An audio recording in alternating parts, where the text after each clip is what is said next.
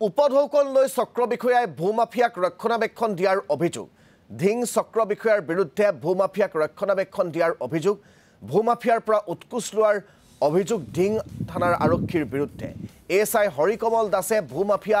আসাদ আলীৰ পৰা উৎকোচ লোৱাৰ অভিযোগ উৎকোচ লৈ আটক হোৱা আসাদ আলীক মুকলি কৰি দিয়াৰ অভিযোগ আৰক্ষীৰ বিৰুদ্ধে আসাদ আলীৰ বিৰুদ্ধে বন্দুক দেখুৱাই ভূমি দখল কৰাৰ অভিযোগ আছে ভালেমান পৰিয়ালৰ 100 বিঘাতকৈ অধিক ভূমি বেদখল কৰাৰ অভিযোগ আসাদৰ বিৰুদ্ধে আসাদৰ হৈতে ভূমি দখলত শহীদুল ইছলাম আৰু আব্দুল হামিদ জড়িত থকাৰ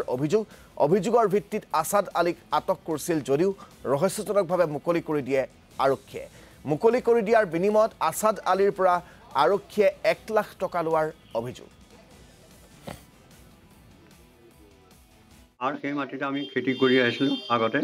তাৰপৰা এতিয়া কোনে বহুত দিন ধৰি আমি খেতি বাতি একো পোৱা নাই কোনে খেতি কৰিছে কি মেলিছে আমি নাপাওঁ আৰু চুক্তিও একো নাপাওঁ গতিকে এনে অৱস্থা এটা আমাৰ হৈ আছে মানে পূৰ্বপুৰুষৰ বুলি ক'লেও ভুল নহয় এতিয়া আমি তাত মানে একো মাতিব নোৱাৰা হ'লোঁ খেতি বাতি কৰিবলৈ যাব নোৱাৰা হ'লোঁ এতিয়া আসাদ হামিদ শহীদুল এই তিনিজনে গোট খাই পেলাই এহেঁতে এটা মানে বুদ্ধি পাতি কি কৰিছে কি নকৰিছে সিহঁতেই জানে আমি গ'লে আমাক হুংকাৰ দিয়ে বা আৰ্মছ দেখুৱাই এই এনেকুৱা নিচিনা আমাৰ কাগজ পত্ৰ আছে তেখেতক অৰ্ডাৰ দিছে আপুনি যাওক আপুনি প্ৰশাসন লৈ পেলাই যাওক এই মাটিখিনি এই সকলক উলিয়াই দিয়ক তথাপিও এছডিচি আজিলৈকে গা লোৱা নাই এছডিচিক বাৰম্বাৰ জনোৱাৰ পিছতো গা লোৱা নাই গা বা মুখ্যমন্ত্ৰীও কৈ আছে